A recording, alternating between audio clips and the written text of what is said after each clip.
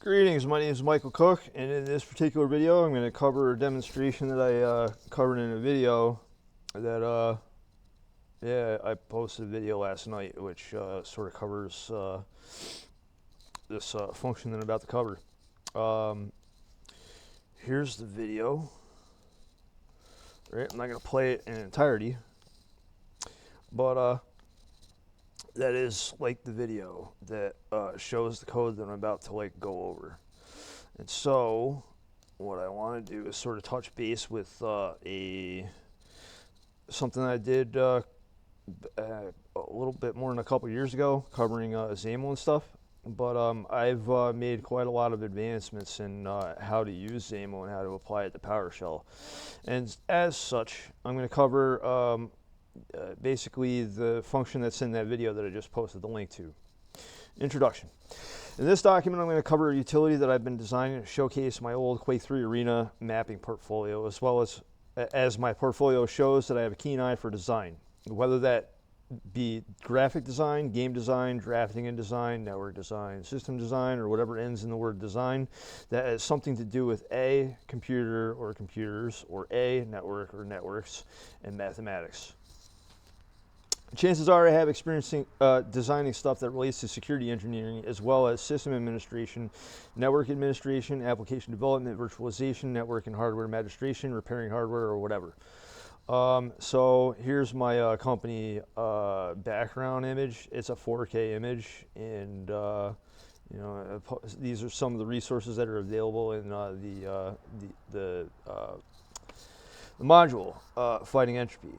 And then also, here's the company banner, which is, a part of that. And then also here's the company logo and the badge. And I have also an icon and a bunch of other stuff that sort of uses elements of this stuff. Now, I did not pay a guy to make these graphics, nor did I just so happen to know a guy who knows another guy who knows another guy who knows how to make these graphics. Nah, no chain of guy knowing going on here, folks. I know how to create them myself. And now, are they the most jaw-dropping graphics in the world? No. However, what they illuminate is that I just so happen to be a design artist who has fearlessly trodden down the not-so-beaten path, facing adversity and trouble around every corner along the way. I am hyperbolizing stuff to some extent. What I'm going to do is paste the function wrapper into the following table. One thing that people will notice with the way that I create these documents is that I like to use tables and even nested tables. That's because way back in 2001, I used tables to create the website on Planet Quake, because I had an eye for exactness in making things look clean, slick, and mathematically sound. When it concerns the tables in this document, I'm using an outside table to act as padding/margins so that the inside table will be able to host the content of the script without me having to make adjustments to the code. I can just copy and paste portions of the script I wrote and showcased in this video, which I showed the link in the very beginning of this video that I'm recording right now. After I paste the function wrapper, which this is what I do with many of the documents that I make, is that I'll have an area where there's just the function wrapper and the stuff in the very beginning of the script or whatever. And then I will copy and paste all the individual classes. Let me add the parentheses around those. I'll add the individual classes into their own corresponding setup that is virtually identical to the table structure below. So here's an outside table, here's an inside table. And then when anybody looks at this, this is supposed to have a little spot in the bottom. Whatever, not a big deal. Anyway, yeah, so I insert the classes there. And then this returns the controller class. I'm supposed to add a couple of, I'm supposed to add a parameter for the input path for where all this stuff is going to dump to or whatever. But I'm going to cover that in some other video or whatever. I'm going to cover all the classes now, and the class and news entry item. Well, actually, why don't I do this? I go into here, right, and I'm going to load the entire thing, right? Load the entire thing. Right, and then so what this is doing is basically it's loading all the prerequisites. It's loading the XAML, it's loading the things that instantiate the XAML, and then it's allowing me to import, to use multiple methods. to create objects, which I could create objects like the news entries and stuff. I can create the news entries by highlighting all of that and then just, running that script. But, I can also import files that are already in the thing. So if I go to Control News, I hit F8, all right, so it's looking for shopping mall news. But if I hit Import All, and then I go to that again, oh wow, look at all those entries there. Whoa, all right. Control News.output, there it is. Format list, and that's going to give me a list of everything. And so like all of the entries that are in the XAML, they're showing up right here, and all this stuff is able to be throttled by the XAML and whatever. And I'll cover that shortly. Also, yeah, some of this commentary is in the document, which I'll cover that in a moment. But now, let's say that I don't. If I want to do it by default, all of that information is going to be there. If I hit refresh, it's going to like purge all of the maps that are in. So if I go to control.maps, there's nothing there now. But if I do this, right, if I hit refresh, then control.maps, oh wow, and I go to output, right, and then it shows me all of that, but like some of the information is missing. So it's not showing me the description and everything, right? And that's not exactly how I want to pull this demonstration off anyway. But I'm just going to do this for demonstration purposes. Output, right? And then, oh wow, look, the description now is a description. So if I go to the first item, crossfire.description, oh wow, look at that. Content. There's the content, right? And then it's got the other information that'll be visible in the GUI. And I go to image. Oh wow, now it's got images. What about output? Oh wow, so it's got all those images there, right? But if I say clear, oh no, I lost all those items. Oh no, what am I gonna do? Oh no. If I do this. Oh wow, holy crap, look at that. It's basically the same thing that we were looking at before. So what that's doing is it's looking for files that were already exported by all of this. So I can create the files and then it exports it to like an output file, exports all of them to an output file, and then I'll cover all this in the document, but what I'm attempting to show here is that everything in the GUI can be refreshed, or like anybody could go and populate it with their own information if they wanted to. So it's portable, right? And then for videos, if I want to create stuff, here are all the videos. And so if I go to control videos, right? Oh, there's nothing there. But if I say import all, all right, output. And boom, there's all of it. Output 0 dot description. Right, and then if I just remove the array selector, it'll show all the descriptions. All right, so then I can say control dot news dot clear. Right. Control.maps.clear,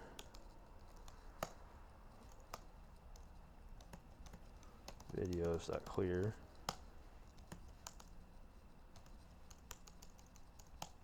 right, so news, nothing there, maps, nothing there, videos, all right, and then now what I can do is run these, and it's going to import all the files that it exported.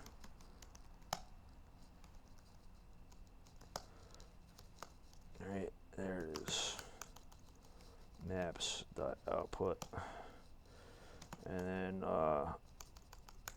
videos.output. All right, so all that stuff is meant to basically prime this object. CTRL.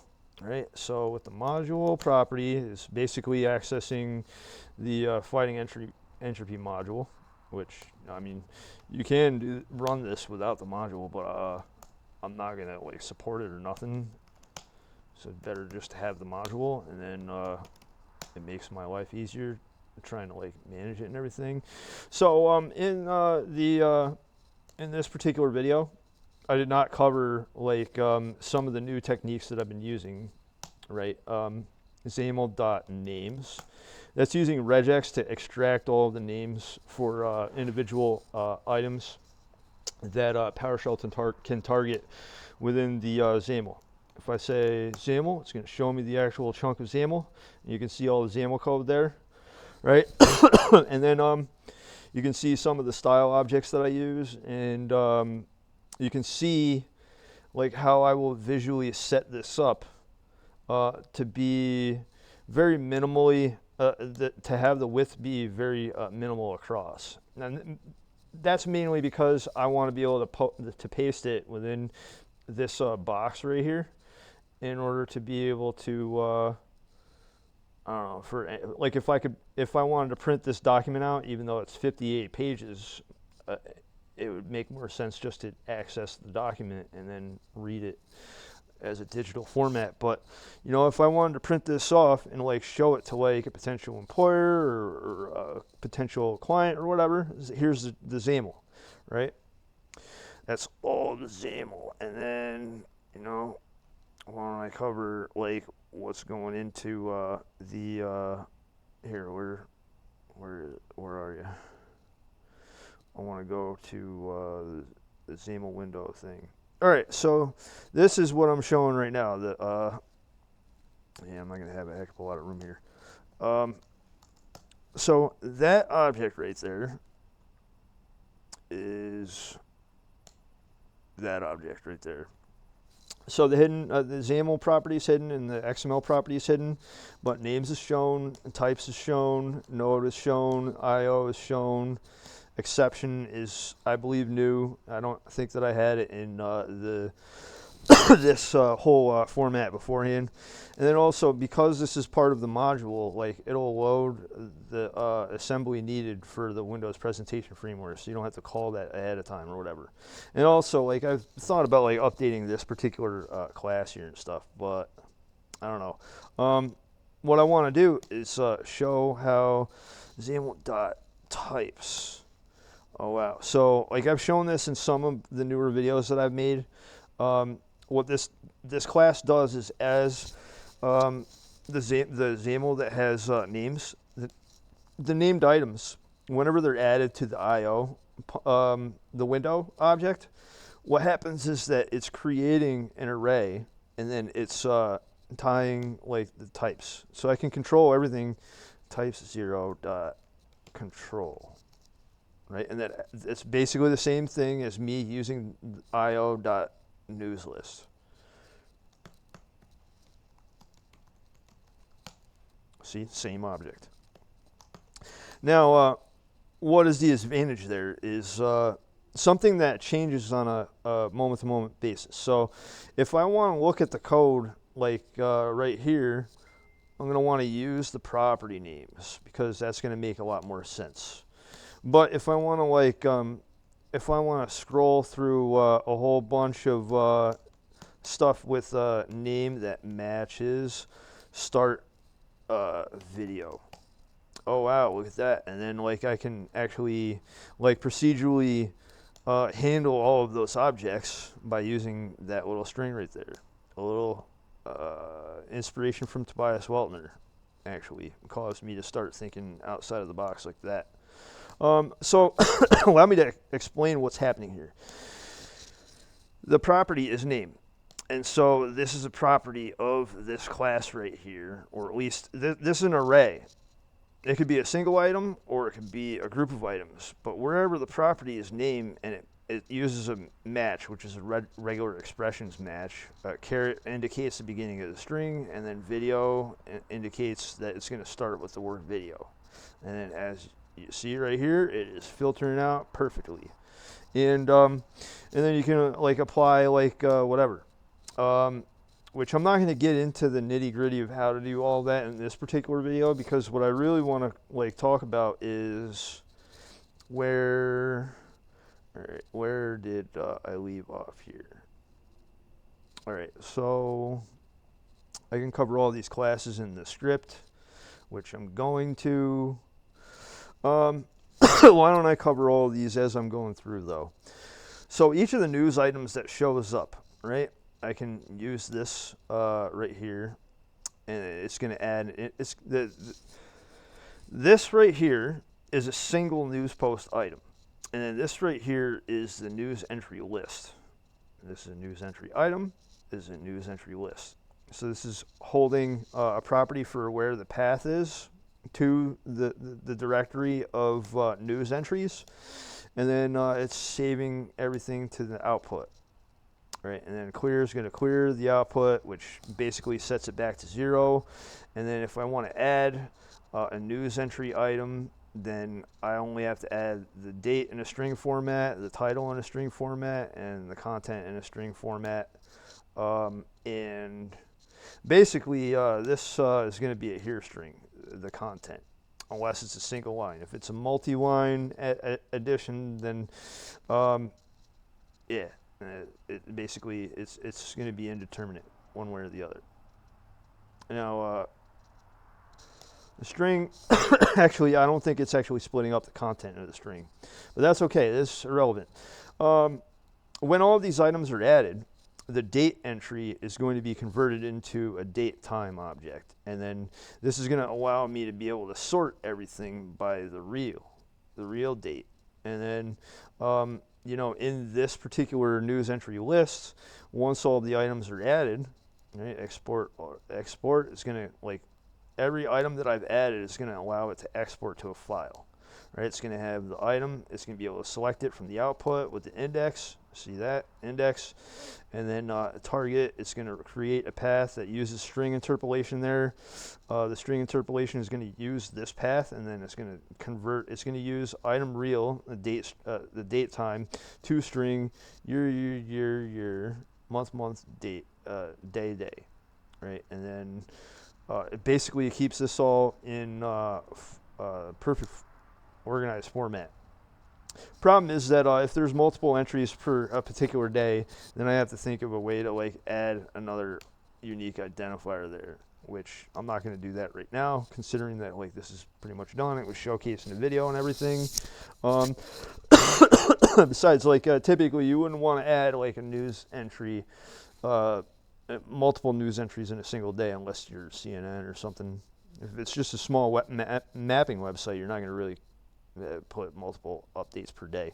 But anyway, export all is going to iterate using the old JavaScript method for x equals 0, x is less than output.count, x plus plus. Right? There's a million different ways that you can, well, maybe not a million different ways that you can do a loop. You do, and you know what, I'm not going to cover that. I've done many videos on how to do loops and stuff.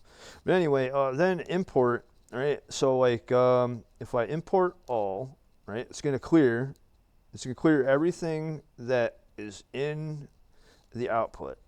So there can't be anything there. It's going to tell you, guess what? If you're there, you're gone, dude. Not hanging out no more.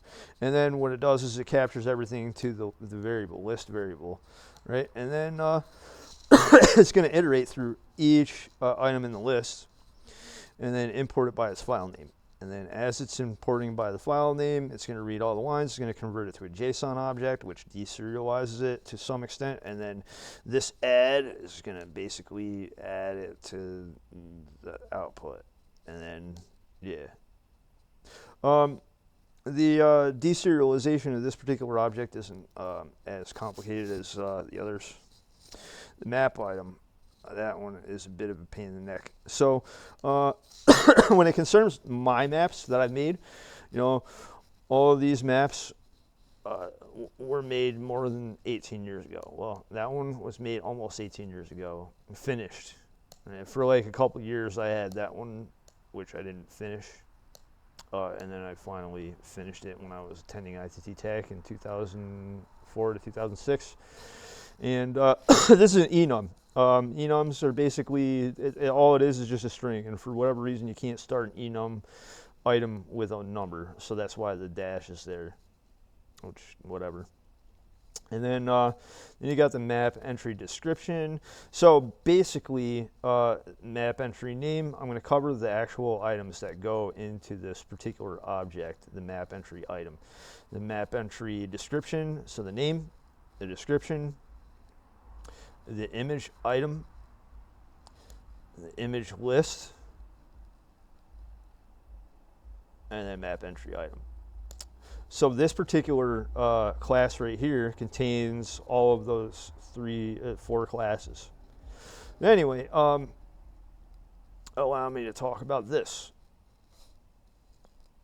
And so it's an enum type. It's going to, anytime that I use the refresh thing, it's going to iterate through all of those to create a map item. But then also, if I want to add a description, then it's going to give me like a sub property. It's sort of like having a hash table for the description, but it's keeping it in order, and it's also allowing it to be structured in a way where it'll always retain that order. That's what separates hash tables from regular items and stuff, or like a hash table from like a PS custom object. So these classes are basically like a PS object or a PS custom object, but this has additional information which allows it to be, I don't know, making comparisons between PS object or PS custom object and actual classes. PS custom objects typically don't have methods and stuff, but you know, whatever. Then map entry item, image item. So that's the individual items that are seen. The file, image file, so the image gallery per each map is going to have each of these items, and these exist so that the combo box for the particular map that's selected works. You know, it's going to have a numerical index, it's going to have a name, full name, the name of the file, you know, short name, and then it's going to have the full path of the file. And then also, you got the map entry image list, which scours the directory of a particular map in question, particularly these. It's going to look for a folder name that's similar to whatever's there. And then once it finds that folder, then it's going to import all of the images. And then I also added a function so that like it doesn't matter like what images are found, it's going to reorder them in an order where they're numerically sound. It's going to be the path, and it's going to have the item index, and then it'll re-index them. I might have to rename that.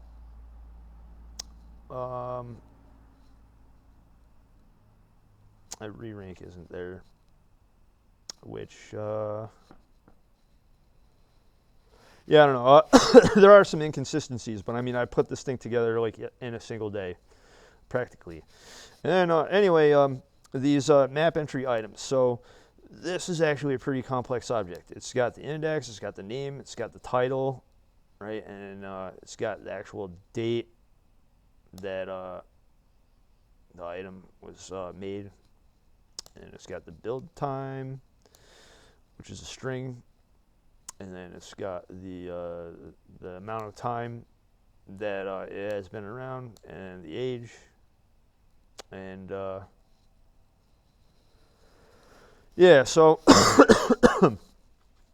time is the time span object.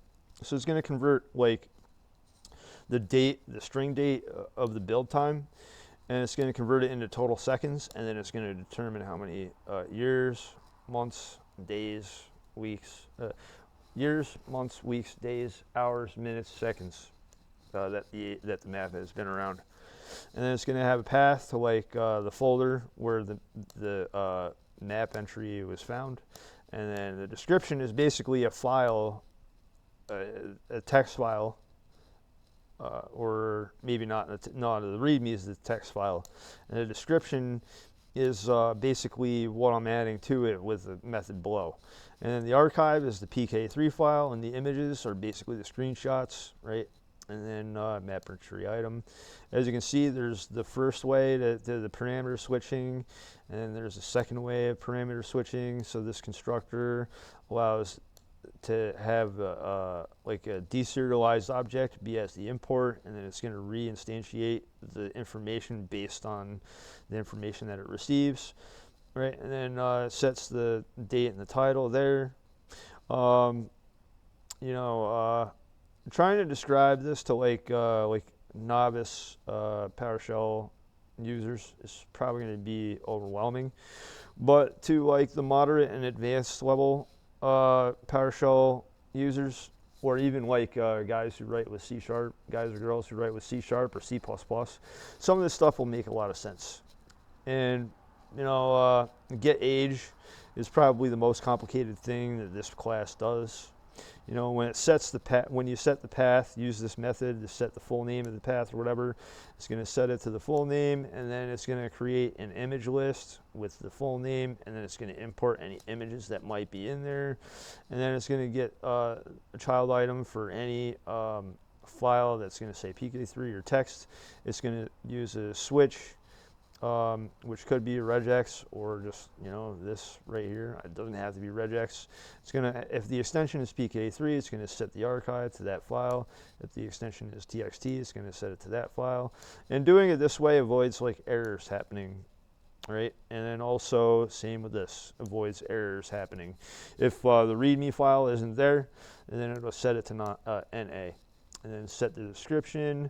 You know, this allows me to set the description via the outside methods or whatever, or outside class. Set archive allows me to set the full name of the archive, the PK3 file, and then the README is going to actually import the content of the README file.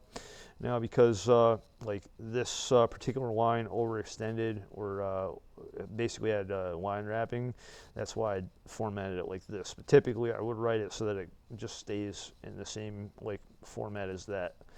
But you know, the reason why I have stuff like this in this class is because then I can use the control variable to be able to like, you know, add stuff internally. And then add, like, I don't know. It's really hard for me to explain this without like demonstrating it as I'm explaining it.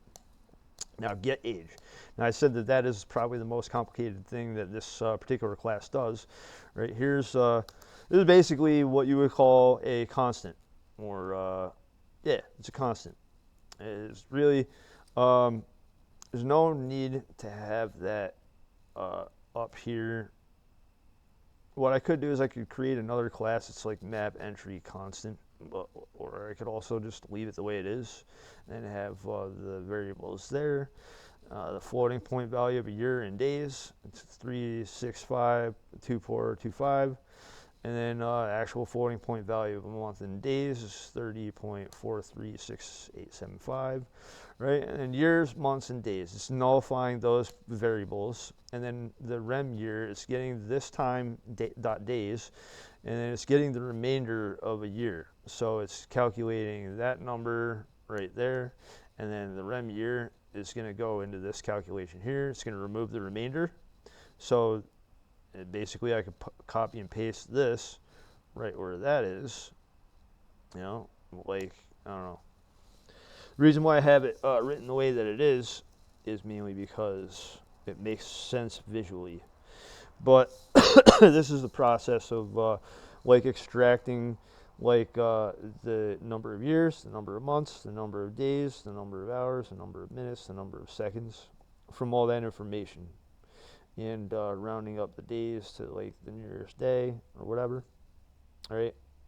Anyone has questions about that, feel free to drop me a line or a comment. Map entry list, and so this works a lot like the news entry list that I described up above. And simply put, it works basically in an identical way. And you know, a lot of the code is the same, but like the refresh is going to set the date and the title with the information that's there. right? That's the title of the map, the title of that map, title of that map. That's the time. I could probably add in the seconds, but I don't have that information. Could probably get it by using, yeah, I'm not going to cover it in this video. But anyway, if the item name is in list.name, which here's the list, right, and then it's going to look for the directories. If it's in list.name, then, yeah, I mean, I could have, the way that I wrote that is sort of complicated, but at the same time, it's not capturing a variable, which is, I like to do that sometimes. And then also re-index all of the output files. It's going to, for each item and output, item re-index, and then basically it's going to look for any of the image files, the screenshots, if they're in the order that they're in, alphabetically or numerically. It's going to organize them and then rename them like 00, 01, 02, etc. so forth. Right? And then re-rank is going to organize everything in this output, and it's going to sort object by date. And then once it has it by date, then it's going to go through and it's going to change the index to be according. And then we continue to move on. The video entry item, basically everything that I mentioned so far, with the news entry item and the map entry item. This contains different information, like the index is there, the real time, the real date is there, the date, the title, but the resource and the ID and the duration, the thumbnail, and description, that's all sort of different. Right? So the set ID, so there's two different ways that this imports the information. Right? It uses the parameter switching, which is right there, or it'll use that right there. Right? This is a deserialized object. It's basically a file being imported, but this is like creating it from nothing, right? And then it's doing a lot of the same things, but the input is different. And the time span duration, it's actually getting the time span from seconds. It's going to get the duration total seconds there. And if it's got a thumbnail, it's going to set the thumbnail. If it's got a description, it's going to set the description. Set ID, so that's going to be the YouTube link, and then it's going to split off the actual hash value of the video, right? And then set the thumbnail, that has to be downloaded, and set the description. The description has to be manually entered, so that's why it's like switched in there's a switch in the script that shows how to do all that. And then the video entry list, basically sort of acting the same way as the other list objects up above, and then sorting the object by real, descending, re-rank. And now we get to like the XAML property, which I did cover that already. And then the XAML window, and this is basically collecting all the objects that instantiate a XAML window, or a system.windows.window. And then, some of this stuff could be subdivided even more. I could create an object, a method that returns that object with that parameter, and then have the information there. But at that point, it's really just kind of like getting in the nitty-gritty of like how to like make this object even more straightforward or whatever, right? And then, so one thing that is different about this now is that anytime the window crashes, so if I program something incorrectly like here, and then I go to raise an event handler, what it'll do is it'll return the exception, which wasn't doing that before, unless like it would do it to a red, it would send it to the error stream, right? And that's okay and everything, but if it doesn't capture it to like a variable or something, and then you overwrite PS item, then you're going to lose that exception. But also like this also kind of like quits it quietly. And so I can move on from that. And then here's the chunk of XAML that I came up with, which I'm not going to cover like how to build all that XAML because that's a lot of work. At least to show it off in a quick video, I'll show like how to move about or like how I go about like building the XAML, right? I use Visual Studio to do that. Back in the day, I used to use Front Page to build HTML and websites and use CSS and stuff. But now we have like way newer, better tools now, and Visual Studio is one of those tools. Anyway, if you look in the Solution Explorer here, you see like I've got all of my different XAML chunks of XAML that I like make or author here, right? And what the hell? So there's how the XAML looks before anybody does anything, and then I've come up with a couple of different styles, and I think I might like. If I develop this further, I'm going to get rid of this whole nonsense and use a combo box, not a combo box, but a data grid like I've been using here. The data grid approach allows the properties of the classes in the code behind to sort of be in a smaller, compact area. It doesn't need the labels. The labels does do a pretty good job of handling like if you're not sure how much data is going to be in a certain particular location, then you can use these. But like even this method, you might run out of room, and that is the case in the video that I recorded and uploaded last night. But anyway, everything sort of comes down to this shopping mall controller, right? And so if I go through all these objects, right? So the module, the XAML, the news, the maps, the videos, right? And then I also add the update. So if I add anything to the thing, then it'll update it it'll write it to the console, which was able to be seen like ctrl.module.console.output.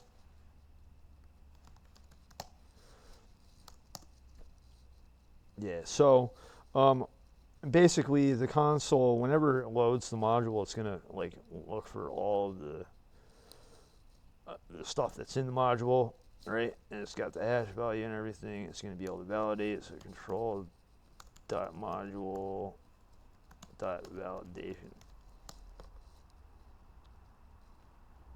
or validate.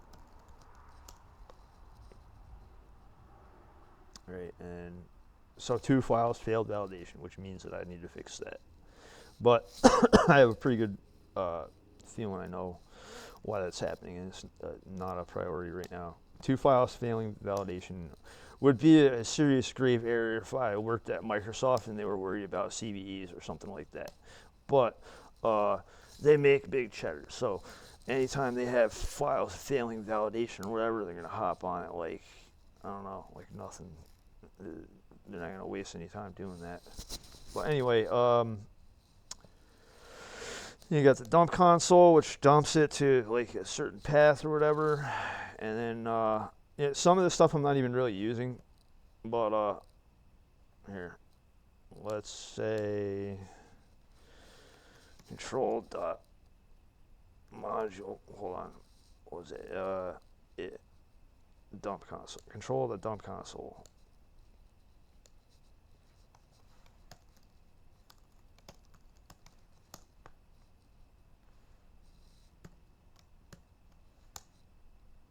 You know what?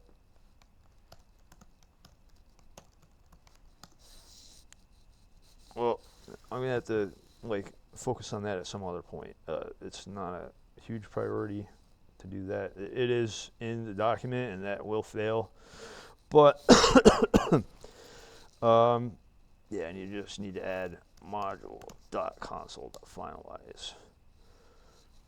Module.console.output.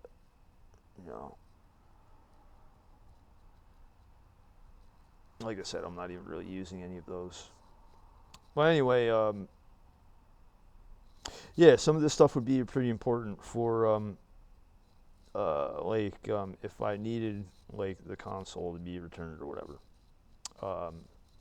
Which anytime that the program throws an error, or PowerShell throws a thread or whatever, and it closes out of PowerShell, that's going to be pretty important to handle before it closes the thread and you get some information back. Because if it just says, oh, a thread just decided to give up and now you're done, well, now you have no way of knowing what the hell happened. And that happens in the case of like spinning up run spaces and threads and stuff. So anyway, it is important to note that I'm going to break up the script into various rows so that it formats correctly, though the actual script will have blocks of stuff commented out and whatnot. It's also worth mentioning that I have all the necessary source files and folders set up in the manner to where this function will work. Though to be perfectly clear, making an archive or executable with the necessary files isn't difficult at all. I probably will get to that point after I go over the code in the rest of this document. Which maybe I will. I don't know. So when coming up with this document, right, I'm going to have to change some of the formatting around because I don't like the way that looks in certain spots. I could use a way to get like each page to be like that. But then if I like wanted to like print it out to a document, then it would take up more pages. I don't want to do that, you know. I know that like people in the government or like people at the CIA, they'll do that. They love like writing like a page that's like got that much text on it, and then they'll just make the rest of the page just empty. And they'll put a number at the very bottom center and they'll be like, look at how many pages I'm getting paid to print off, dude. You know, it's stupid. Anyway, yeah, so instantiating the function, or did that, right, it would be the same thing as running that within the scope of the script or whatever, and then you got that, right, and then when I ran it in the console, it returned print like that, right, and then going to leave all this stuff commented in the script, which it is commented in the script, but here's a list of all the news entries from the Wayback Machine under the URL http planetquake.com/bfg20k prior to 2006 2007 because that's when the crawler began to fail. It began to fail mainly because when GameSpy sold Planet Quake and itself to IGN, and they basically took a lot of stuff down. The following entries are all formatted in a way where they only take up the maximum number of characters across. I could use text wrapping in order to keep everything formatted the way I would prefer. However, I could also use the methods and functions that could subdivide words and provide horizontal and vertical spacing so that the words don't extend beyond the edge of the window. However, I'm keeping things relatively simple so that I can explain what the classes and methods do, and so it is all spaced manually. The following comment block extends from 1596 to 2563. I think that's accurate. All right. 2563. Well, was it 18 whatever? 1597 to whatever. 1596. Yeah, it is off by one. You know, and like if I like write something static like that in the file, and then like I need to update it, then I have to worry about that, which is basically a pain in the neck. But anyway, the instructions within the block are necessary to build the information from scratch. And if anyone wants to read through all of that, feel free. All of this is stuff that like I wrote back in 2005 and prior, which is 18 years ago. So I'm a fan of the First Amendment. You know, no, I'm not going to go back in time and like say, no, I didn't write any of that stuff. No, I wrote all this stuff. I wrote a lot of this stuff, which, predates like Facebook and a lot of other companies. Anyway, I'm going to skip through all of that. Anyone that wants to read it, feel free. You know, some of it is riddled with sarcasm that few people understood. And some of it is, it's all me. I just updated this the other day, or 2 days ago, right? So this is when I started like creating this application, right? Anyway, that doesn't exist, but it's basically all that's the commands above, and then this is the output of that, right? The console output and everything, and that exports all the stuff, and that re-imports it, and then also maps commentary. In this section, to build the map information from scratch, the refresh method will pull from the enumeration type in order to create a bunch of map entry items from within the map entry list object. That's what control maps object is. I'll cover more about what things do or whatever in the document, not the script area, which I did cover that below. And then this is the switch, which I did show that before. And then the export all, that sort of works the same way. Videos, commentary.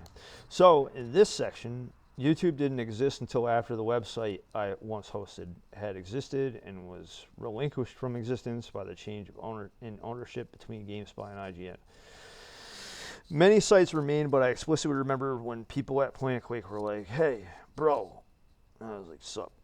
And they're like, "We're basically turning down a bunch of sites. We're letting you know so you get your data and stuff." And I was like, "Oh, okay. I mean, it is what it is." And Planet Quake is like, "Nah, look, when you get older, you're gonna realize how important this data actually is." So I was like, "All right, so." And Planet Quake is like, "Well, we're gonna give you a way to download your data, and then you just gotta download it and hang on to it, dude, or else you'll regret it, buddy." Is that a threat? Nah, I'm just saying. You'll look back and be like, "Damn, I should have downloaded my data." All right, fine. Anyway, LVL will still be around too, so there's that. LVL is awesome. Starts 90. Yep, it is. Anyway, take care, dude. Like YouTube, and then Planet Quake was like, "Bye," and then I was like, "Bye." And I think that might have been like a somewhat accurate conversation I had with Pappy R or something. I don't know. But anyway, the conversation wasn't verbatim. The context is pretty accurate, right? So anyway, YouTube didn't exist back then, or it was in its infancy. I believe that YouTube existed in 2005 and 2006, but it wasn't owned by Google quite yet. So I wasn't able to record videos of my maps and upload them to Planet Quake or YouTube. I meant to say YouTube there, but whatever. This might have even been before James Rolfe and Angry Video Game Nerds time. I don't know. The guy from Cinemassacre. YouTube did exist in like 2005 or 2006, but in order to get a YouTube account, you had to travel all the way around the world in a boat with a herd of goats, and then they all had to survive the trip as well as you. Then after you travel all the way around the world, you had to take the herd of goats to the heart of the Himalayan mountains and meet with Tibetan monks who study the holy sacred art of telling it like it really is at all times. Once you met with the monks, you had to convince them to take the herd of goats. Typically, they would be pleased by seeing a new herd of goats, but they would get pissed if any of the goats died. And then they wouldn't issue a note on a scroll meant to be read by a machine in the first world that verified the authenticity of the scroll. Anyway, if all your goats survived as well as you, and you managed to charm the Tibetan monks, they would issue a genuinely written Tibetan monk scroll that stated this person should be allowed to have a YouTube account. And then the machine in the first world would be able to read that scroll and determine the true nature as to whether or not a Tibetan monk had written that. Once it was determined by the machine in the first world that an actual Tibetan monk had written that statement on a scroll, that is when YouTube allowed that person to have an account on their platform. I am slightly exaggerating how difficult it was to get a YouTube account back in its infancy, but make no mistake, the Tibetan monks have spiritual powers and they are quite skilled at convincing people to do stuff. So, videos, create mode. This is basically going to import a whole bunch of videos and content and stuff, and then this is basically a temporary script with all those commands saved to that file. And then I used, a Microsoft Windows terminal to be able to extract all of this information and stuff, right? And then, here's the loop that adds all the video descriptions, right? And it sets the description, set the thumbnail, and then export mode. Now what I'm going to do is paste the rest of the script as if I were simply importing files in an archive or executable to be able to distribute, which is right there, which I did that already. And then, now I'm going to set up the event handlers, which, I could add these event handlers into the actual class and then, name this all like stage XAML event, which is something that I could, do right now, actually, right? So, here's what I'm going to do. I'm actually going to add that right now on the fly and then show how to do that. All right, and so let's say that's going to reset the thing, and now stage XAML, right? Now,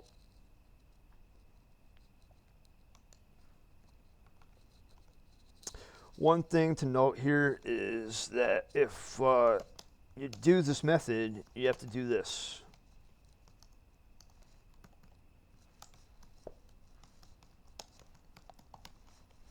Assign this to that. Because what will happen is that anytime that you use this from here on out, if you use this inside of an event handler, it'll crash. As long as you assign it to something that's other than this, and anytime that you that you reference like this from within an event handler, like this is an event handler. See, event handler, add selection change. So that just means anytime that an item in that combo box, whether it's a combo box or a list box or a data grid or I don't know, any box that has like a list of items in it, if you change the selection, then it's going to raise this event, and then it's going to get the index from that, which is -1. So if it's not -1, then it's going to grab whatever. If it is -1, it's not going to do anything. It's anytime that event handler is raised, it's running through all of this, right? If the index is -1, then all it's going to do is going to set those items to null, and then it's not even going to access. It's not going to change anything. But if it's not equal to -1, which means that it's going to be a selected index that's it's selected, then it'll change that control, the text, to item title and then item content, right? And that's how that works. And then also, so stage XAML works like that, right? I could get into the nitty-gritty of like how all this stuff works, but I think I've sort of like capitalized on how to do that, and anybody could really look at the script and be able to figure that out. And now invoke, we'll do that, and then say control.xaml.invoke, right? This. So why don't I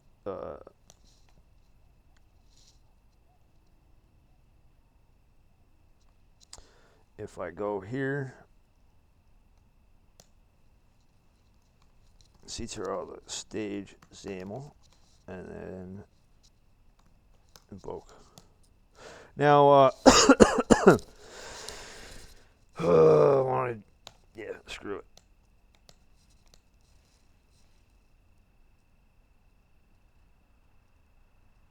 All right, so there it is. Anytime that I select something in the left box, it's going to change the content. All right, and then, anybody can see anything that I wrote. And then as you hover over items, it's going to show you the title. So the title's here. I could add a combo box or whatever. This is a very rough idea of how you could go about doing this, right? And then, oh wow, look at all that, right? So it is taking a bit of a depart. Hold on a second. Actually, that's what I wanted to focus on. See, as I go through these items, you can see, 23 years, 2 months, 3 days, 10 hours, 1 minute, 6 seconds, 22 years, 11 months, 10 days, 4 hours, 26 minutes, 6 seconds, 22 years, 3 minutes, 24, or 3 months, 24 days. I should probably, I don't know, for the months and minutes, use like a second letter or something there. But I think anybody reading that will figure out what the hell that means. Yeah, so anyway, scrolling through all this, right? Like there's no scroll bar here, which is going to throw some people off guard, but you can scroll. And it'd be nice if I could figure out a way to cleanly add in like bold and stuff and change the font and everything. But then then I'd be working with a document and probably like Canvas. But anyway, yeah, anytime that I change the combo box, it's going to change the picture. And that's all controlled by the code line that I showed up above, that I inserted into the class and everything. And, all these pictures, I might have taken these pictures a lot sooner than like when I made the maps, but, make no mistake, like these maps have existed for like a really long time. So even this one right here is almost 18 years old. It's almost old enough to vote, that map right there. And that one is almost old enough to drink. That one is old enough to drink. That one has been able to drink for at least a year, legally. Weird how I'm like referring to it as like old enough to drink, right? Oh, wait a minute. This one is a newborn. Whoa, I made that 13 days ago. Whoa. Yeah, so some of the videos that I have here sort of relate to that. Here it is. So this one's 6 hours, 5 minutes, 5 seconds. Basically shows me making that map from scratch, right? And also covering the document. So why don't I go to that link right now?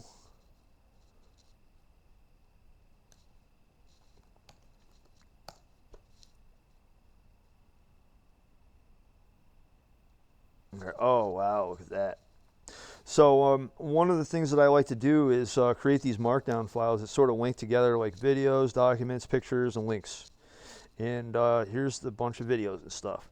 Now, at some point, I will come up with like a program, like not too different from the XAML application that I just showed off, that can sort of like go through all my content and orchestrate it all, acting like a program that reaches between different like websites and videos and whatever, and sort of gets it all together into a nice cohesive package, and then so like it's a bit of a stretch from what I showed off in this particular video, right? In this video, here's that lesson plan, right? It's on my other GitHub project, but the PDF is here, and I did briefly talk about some of this stuff, classes, functions, and networking, right? And then I also talked about like forward history with graphic design, designing websites, building levels for Quake 3 Arena, right? And finished this map when I was in ITT Technical Institute, and I didn't like cover in great detail like all this stuff that I did in this particular video, but I did talk about like how the stuff applies. I did get into like story elements and stuff, right? I talked about some of this stuff, and it's got the same formatting that I use in the Visual Studio Code, right? And then like I talk about like advanced stuff in this. I'm sure like a lot of people probably learned a lot like reading this or like looking at it and stuff, but yeah, I mean this is old, and the formatting that I used, I don't particularly care for it. I think I like this formatting a lot better, but it's my opinion. Now allow me to skip past a lot of that stuff. Here's and there you have it. That's the function, classes, and script. That was the GUI seen in the video link above that I just showed off in this particular video that I'm recording right now, right? And let's see if I can get rid of a single line, because yeah, whatever. I'm not going to get rid of a single line and get rid of that.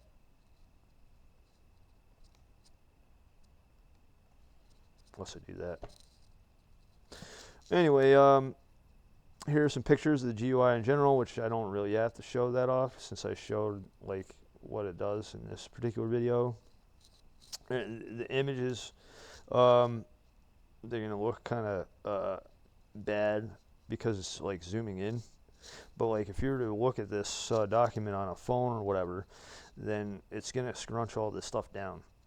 So that's another thing. Designing websites and websites in some sort of application like this, you have to like sort of have a balancing act between like formatting the site in like a card format or like a full desktop site format.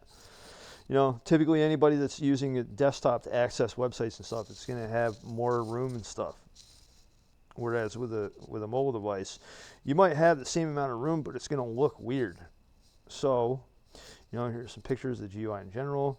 First tab is the news, is where all the information from the property control news goes. And then the second tab is the maps tab, which is the main purpose of the utility. It shows various information related to the class that I pasted up above.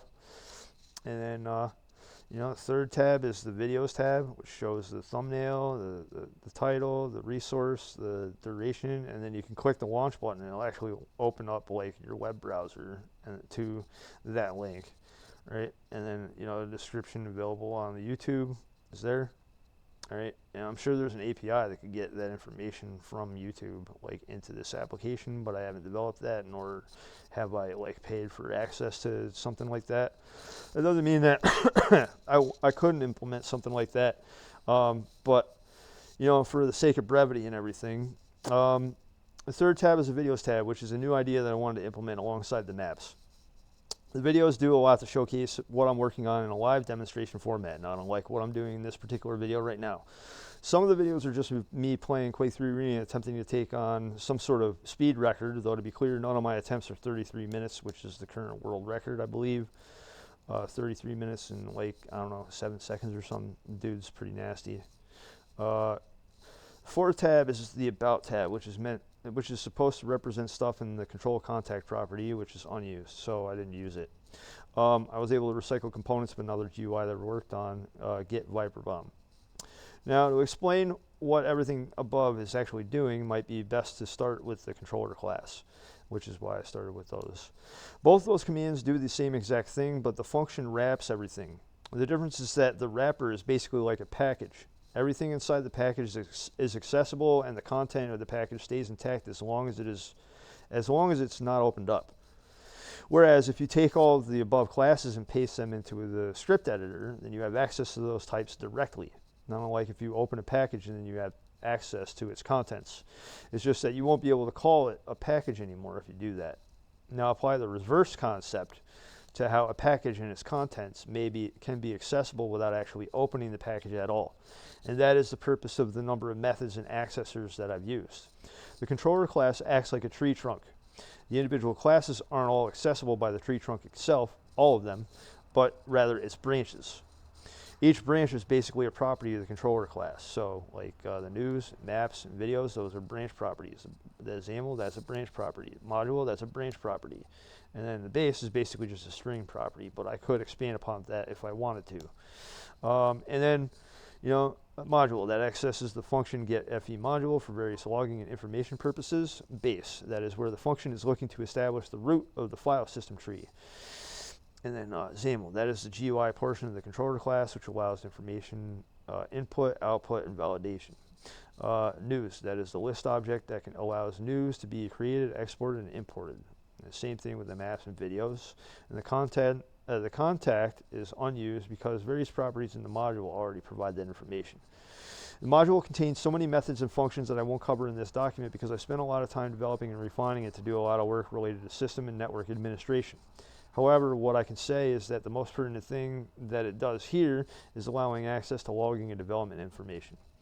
The base property is simply a path to the root of the file system tree, which looks for assets that an archive or executable could deploy or instantiate for the GUI to work effectively. The XAML property does a lot of work, and summarizing what it does not provide any justice, which is why I covered it earlier. The XAML property acts as an interface between the operating system, presentation framework.dll, and various assemblies related to system windows.forms. It uses a combination approach to instantiating XAML that relies on system.xml.xml node, system.xml.xml node reader, system.windows.markup.xaml reader, and system.windows.window. Right? And now in terms of extensible application markup language or extensible markup language, that's about as close to an Ocean's 11 or Italian job lineup of fearsome adversaries or powerful allies as one can get. Simply put, without all of these components, the job will fail, and that's what's behind the XAML property. As for news, maps, videos, all of these properties contain elements that borrow from one another. Each of them is an enhanced list object, which is effectively a subcontroller for each of those items.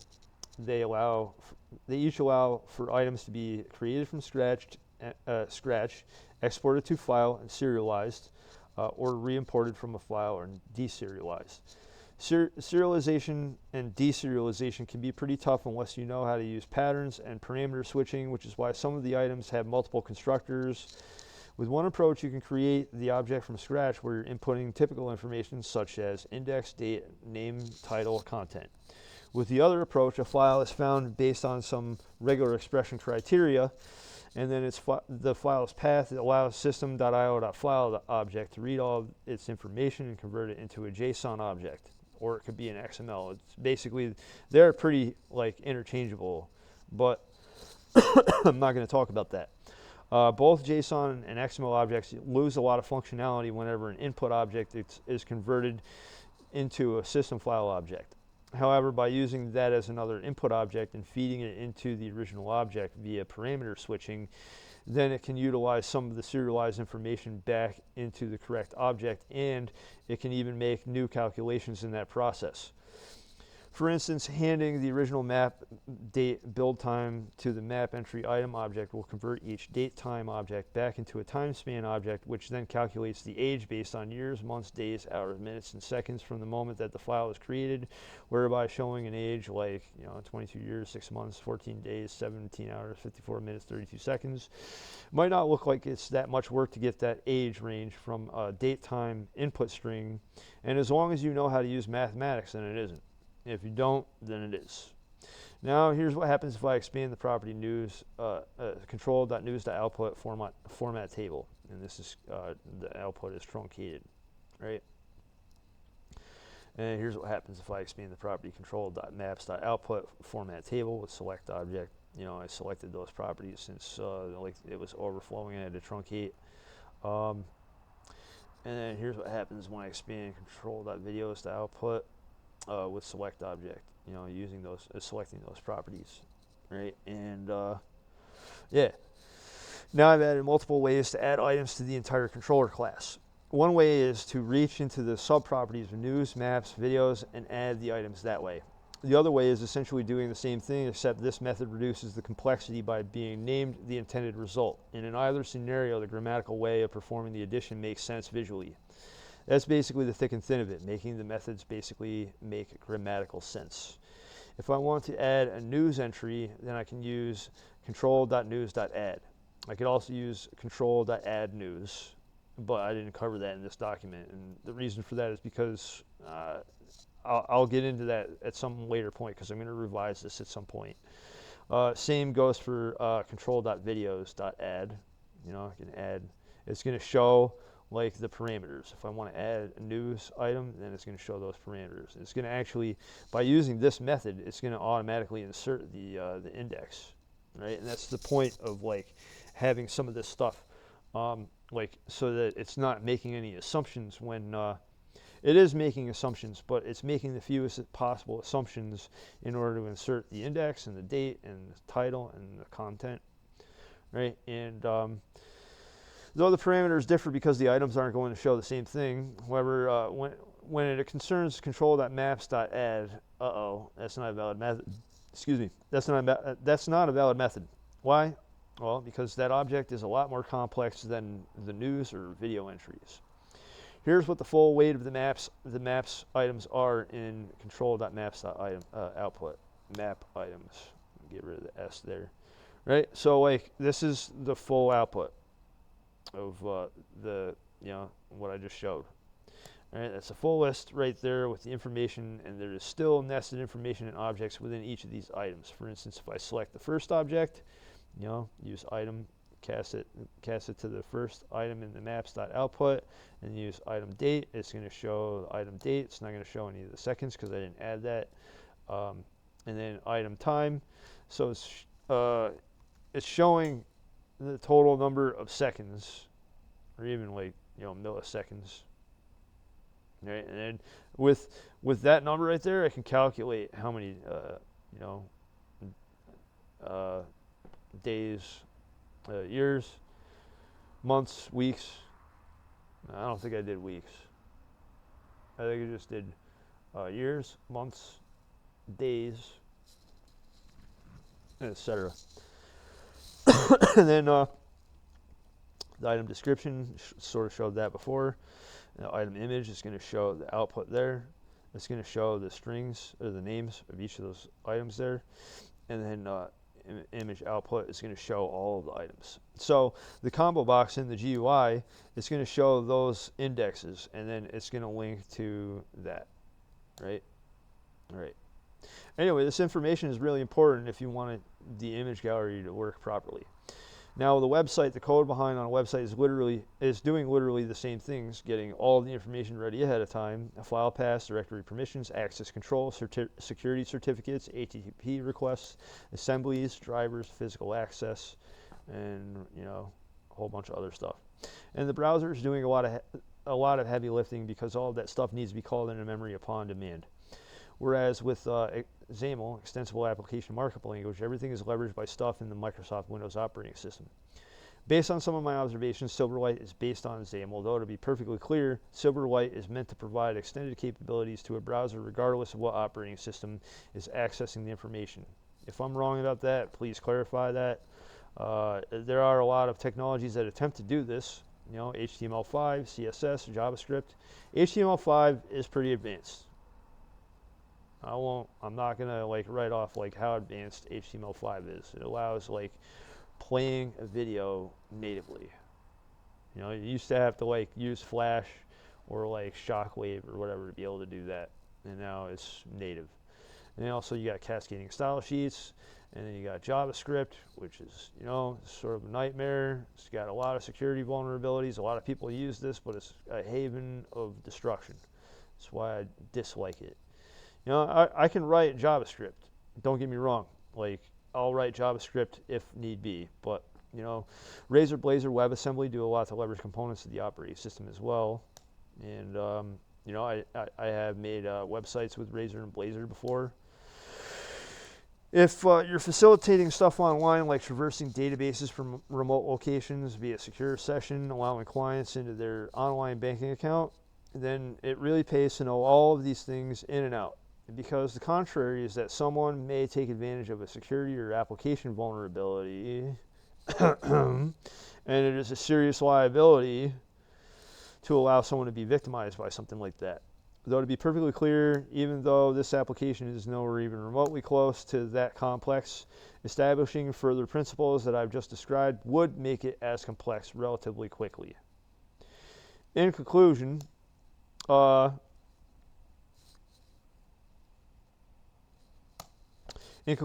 hope that I've been able to educate and inspire somebody somewhere, because there's nothing 9 Inch Nails about it, dude. This thing was even deeper than the deep dive I already did, which is right there. Here's the module information that shows up in the About tab. Control.xaml.io.module items. It's basically just going to show the module. Right? Dot module. Source, and then here GUID. Oh man, it's the GUID. Cool. What about the version? Oh wow.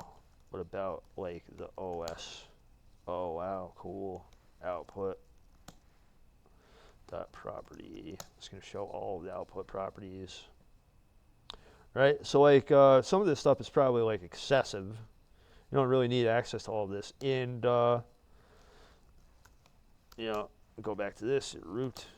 Look at all that dot list, and it's going to look for. It's going to validate whether all that stuff is there, right? And manifest. That's my favorite part. Output dot list.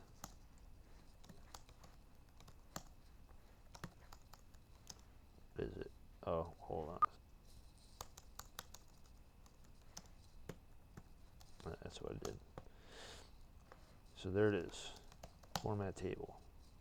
Right? It's going to show all the components of the module, all the files and stuff with the hash values and everything. And